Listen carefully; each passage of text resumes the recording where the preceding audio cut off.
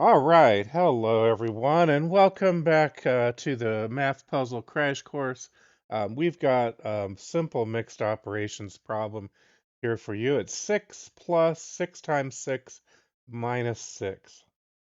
So if you'd like to at this point, if you're not sure about this one, you want to work it out, take a minute or so, and we can pause the video here, and we'll come back and work it out together.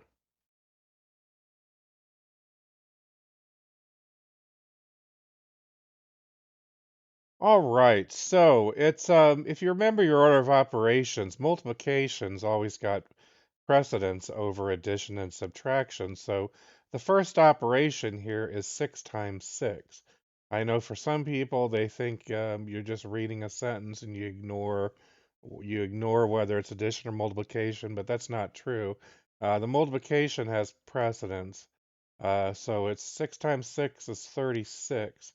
So 6 plus 36 is 42. 42 minus 6 is 36. So the correct answer is 36. Now, it's also easy too. A lot of people will point out the fact that the 6 minus 6, you can cancel it out immediately. If you're just trying to solve this quickly, you realize you have a positive 6 here and a negative 6 here. It does not violate the order of operations whatsoever to do that. There's nothing wrong with simplifying a problem, provided you're not violating the order of operations. Resolving 6 minus 6 equals 0 first, just to simplify, has zero impact on the order of operations.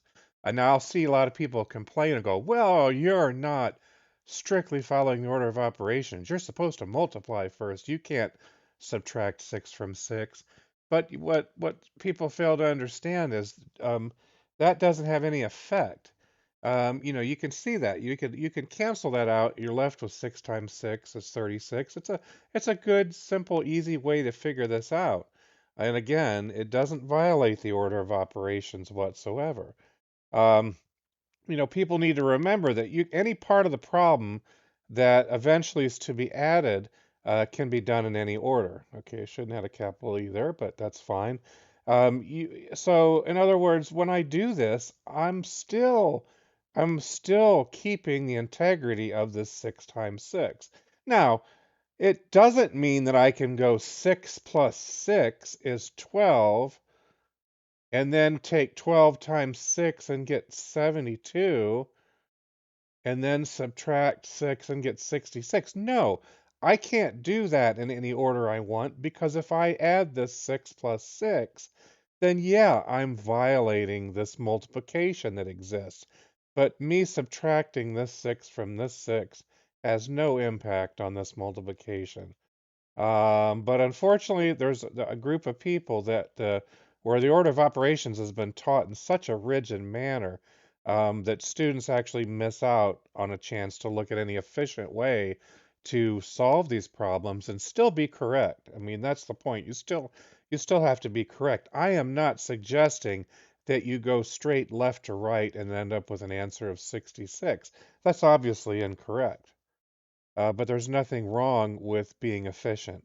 Again, if you need a reminder, the order of operations basically has four steps. There's the step with grouping symbols, which, depending on where you're from, they're either just referred to as brackets or parentheses.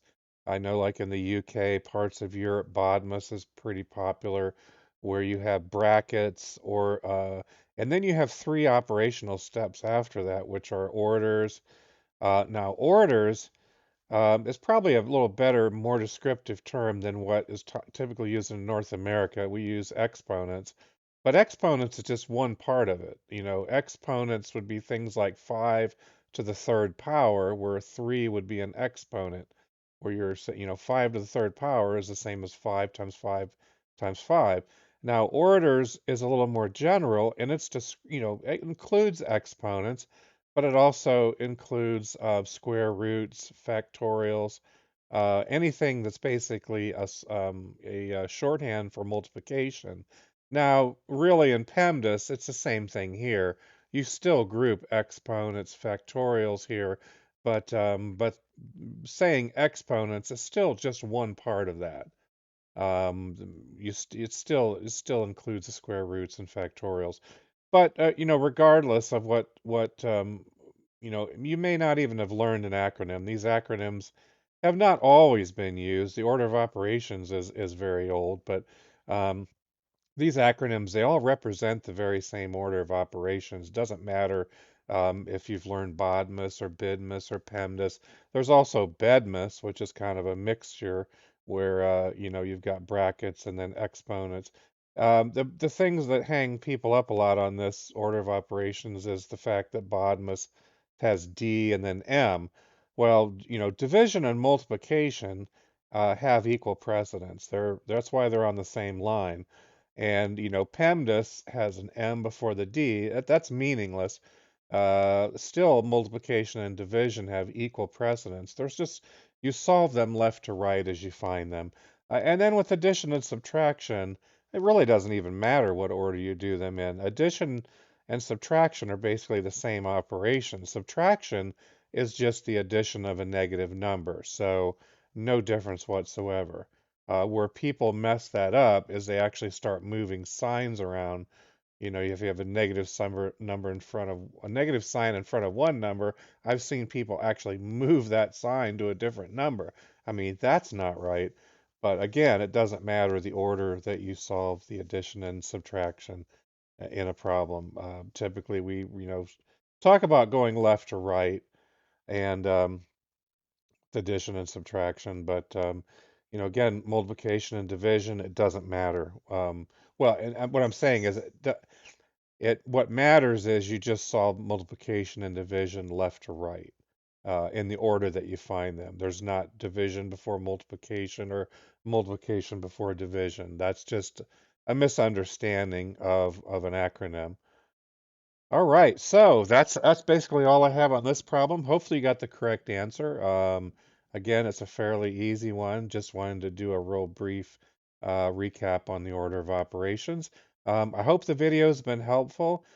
Please like, share, subscribe. Check out some of the others. I think we're up over 180 videos right now, and hope to see everybody in the next one. Take care.